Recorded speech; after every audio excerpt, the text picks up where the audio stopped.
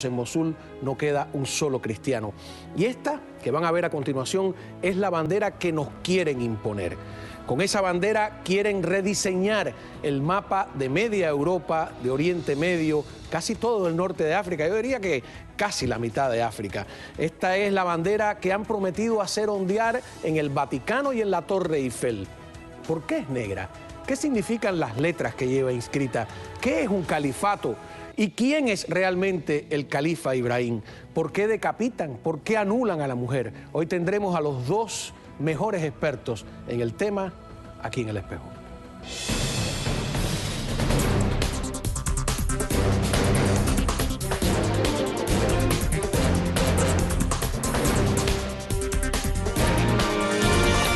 Bueno, yo los he declarado los mejores expertos.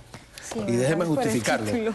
Porque no es solo el que sabe más, sino el que se sabe explicar, ¿no? Y el problema es tan complejo que necesita explicaciones sencillas que no sean reduccionistas, eso ¿no? decía Einstein, o sea, que no es el que sabe no es el que precisamente tiene el conocimiento para sí, sino el que lo puede compartir, o sea, que le creemos. Ok, perfecto. Entonces la primera pregunta de todas en esta mesa es, ¿qué es un califato? Porque hablamos de el califato, ¿qué es un califato? Pues un califato precisamente lo que significa es primero el liderazgo principal que existe en el Islam. En este caso, además de tener autoridad política, tiene autoridad espiritual. Y eso precisamente es lo que hace diferente, que el califato mantenga precisamente que sea tan atractivo de volverlo a rescatar, precisamente porque nadie en el Islam, hay que redefinir esto, hay que hacer énfasis en este punto, que no es como el catolicismo, que en este caso tenemos un papa que precisamente tiene el poder absoluto de definir y redefinir e interpretar lo que dicen los textos. En este caso ellos no lo tienen, y lo tendría el califato, sí tendría esa autoridad tanto política como espiritual. O sea que el califato ¿lo puedes comparar con el Vaticano o hay una diferencia? No, podríamos hacer, digamos, que ese mismo paralelo, pero hay que tener cuidado con eso porque precisamente en la misma fundación del Islam no existe esa jerarquía, ¿verdad? Después de Mahoma, ¿no? Eso son diferentes interpretaciones en cuanto a eso, hay diferentes opiniones, pero el califato vendría tomando ese espacio de una autoridad total en cuanto a la política y lo espiritual. ¿Y quién lidera el califato? Sí, los dos puntos principales que diferencian es que el Papa carece de un poder político a nivel de eso hoy. Y carece sobre todo de un poder en el cual él pueda influir de alguna manera en los gobiernos de otros países para imponer algo. ¿Sí me explico? No tiene un ejército. Y sobre todo, a diferencia del califa, que impone la fe mediante la fuerza, acuérdate que yo creo que es elemental unas tres diferencias de las religiones. El judaísmo no le importa, no le interesa que tú te conviertas. No hace proselitismo. Porque se nace judío. Hay gente que dice que me convierto al judaísmo, es un error. Solo se nace de vientre judío. Y se hereda de la madre, se hereda de la madre.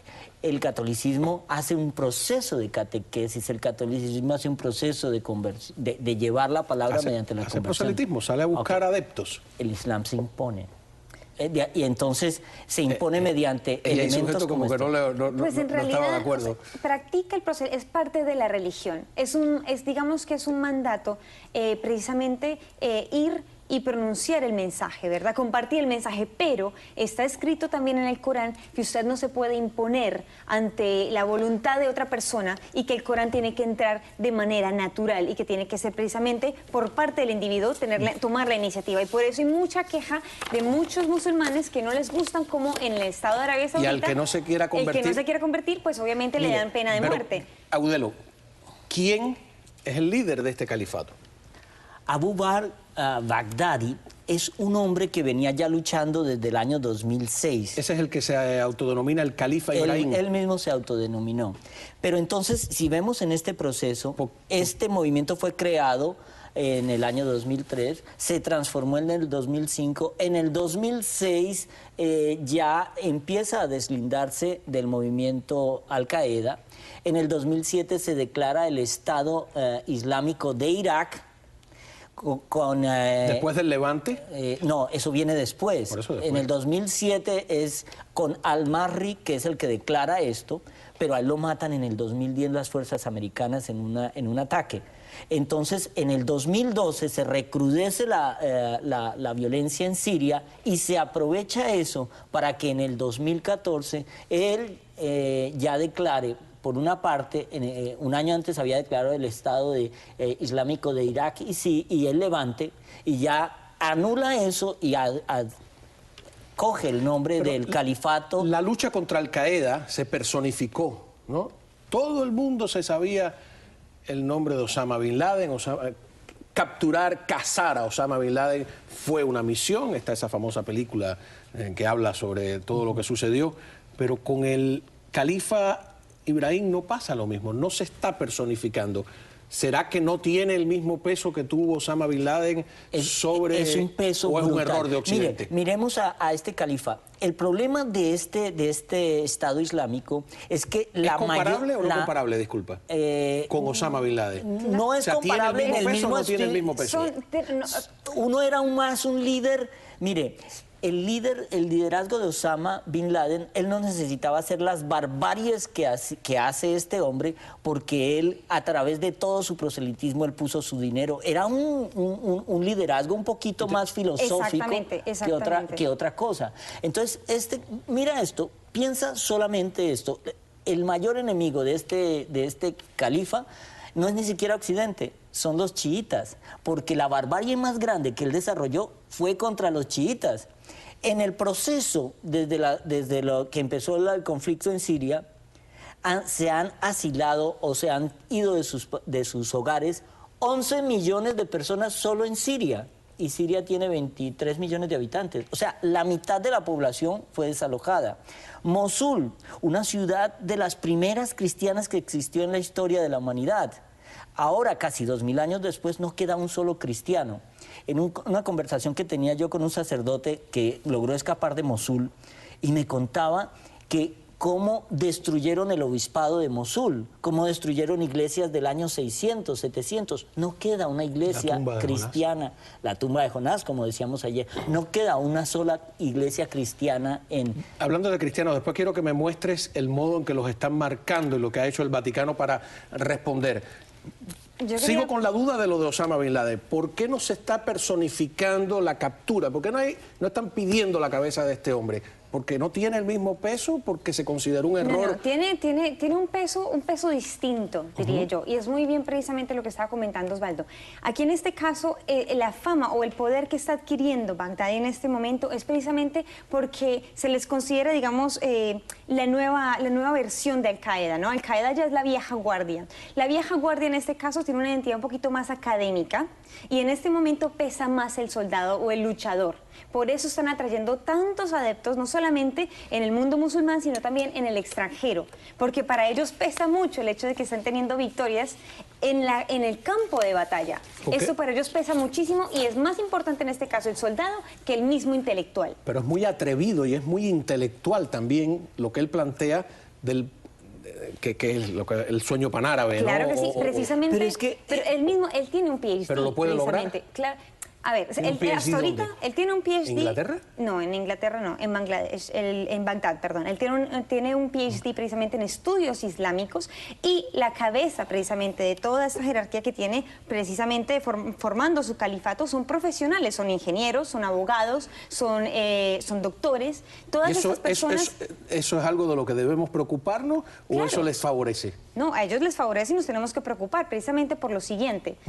Esto significa que ellos necesitan, obviamente, personas que tengan este tipo de conocimiento, porque formular este concepto, ¿no?, de un orden global no es para cualquiera. Uno tiene que tener precisamente más de 2 dedos de frente para poder tener conceptualizar esta imagen. Es un neoimperialismo, de cierta manera, ¿no? Bueno, en este caso, precisamente por eso están llamando la atención a tantos jóvenes aquí en el occidente de diferentes identidades, que sean europeos, que sean norteamericanos, porque de esta manera no les interesa tanto reclutar más botas para ir al campo de batalla. Les interesa personas, identidades que sepan hablar otros idiomas, que sean profesionales en algunos casos y que también conozcan esa cultura para que sirvan como puente para otros Pero extranjeros. si ellos también... quieren reclutar personas, yo digo, ¿por qué no se inventaron una bandera más atractiva, menos fúnebre? No, es que la bandera es muy perfecta atractiva, para es perfecta, ellos. claro que sí. Para ellos. A ver, Mire, vamos a analizar la bandera, vamos a analizar y pararnos ahí. ¿Por qué es perfecta esa la bandera horrorosa? Parece la bandera del mal, nada Pero más es de para verla. ellos. ¿Qué significa, por ejemplo? nuestra interpretación. Alá es grande en algunas y en otras es... Eso es lo que está en el círculo blanco, ¿no? Sí, Es sí. el shahada, ¿no? El Sí. shahada también lo encontramos que es En la bandera de Arabia Saudí, ¿no? correcto, en la bandera Claro. de Arabia Saudí, junto con una espada. Con una ¿verdad? grafía más ordenada, ¿no? Esta Sí, está lo que como... pasa es que esto data precisamente del siglo VIII, ¿verdad? Quieren precisamente ir hacia atrás porque hay que reconocer que el califato y la ideología que tienen ellos es regresar a una época pristina del Islam, a una época donde puritana, ¿verdad? Donde regresan... La época de los califas tras la muerte de Mahoma, Mira, ¿no? Me imagino que cuando el califa, son 100 años de horror cuando el también, ¿eh? califa Omar llega a Jerusalén y llega a Mosul, los cristianos podían vivir tranquilamente allá pagando un impuesto. ¿Qué pasó Ahora ahorita? ni eso pueden hacer. ¿Qué pasó ahorita en todas estas regiones? Vamos a hablar concretamente de Mosul. A los cristianos les obligaban a pagar un impuesto y le daban 3 órdenes. O se convierte, o se va, O se muere. o lo matamos. Elija. Pero eso lo hicieron después de que ya les habían cobrado un impuesto por ser cristianos. Primero pagaron, luego dijeron esto no es suficiente, vinieron estas 3, ellos cogen lo poquito con lo que los dejan salir y en la salida de Mosul los despojan de todo y los quitan hasta los carros y váyase. Volvemos a la bandera que la tenemos ahí. Volvemos a ver. Esa bandera parece una frase inocente. ¿Qué es lo que dice arriba las letras, no? Alá es grande. El shahada precisamente dice eso, ¿verdad? Dios, Alá es solamente uno y Mohammed es su mensajero. Sí. Básicamente eso es lo que dice, ¿verdad? Es un decreto monoteísta Una absoluto. reivindicación del Total. monoteísmo. Y inclusive la letra que tú ves, o sea, no es muy legible que digamos, pero precisamente eso tiene un propósito, ¿verdad? Hacerlo ver, así más o menos Sí, veía porque... la letra en el siglo VIII. Y eso es muy simple. Porque, o sea, por eso es distinto de la bandera saudí que sí está con una... Es claro. muy simbológica, porque esta guerra, en realidad, como yo comentaba ayer y expando un poquito, esto es una guerra a nivel cósmico, es una guerra imaginaria. No quiero decir imaginar en el sentido de que toda la sangre que hemos visto y la violencia que hemos visto no es real, sino que en su mente esta guerra transciende este mundo físico y para ellos inclusive es anacronógica, no tiene tiempos. Las cruzadas también tenían ese espíritu, ¿no? Bueno, y por eso son tan peligrosos, porque no tienen ningún tipo de límite, no son predecibles. Para ellos esto es más grande que ellos mismos y no tienen ningún propósito específico, sino el de seguir empoderándose. El hecho de tener el nombre de Alá en la bandera hace sagrada, más sagrada que todas las banderas, ¿no? Sí, pero eso hay que verlo con lupa. Hay otras cosas publicitarias que ellos utilizan ahora Hablando más. de publicidad, la música me dice que me tengo que ir a publicidad. Somos esclavos siempre de algo, ¿no? Cuando regresemos yo quiero preguntarte, sé que has escrito y como profesora universitaria sobre el tema de la mujer y me preocupa inmensamente. Yo creo que quieren anular a la mujer, pero a lo mejor puede ser una interpretación panteísta, puede ser de mi parte, o animista, o como sea. Animista no es. No lo es, ¿no? Ya, o falta de ánimo. Regresamos acá con estas... Tenemos que entender ese mundo, porque se nos viene encima. Ya volvemos. Ay.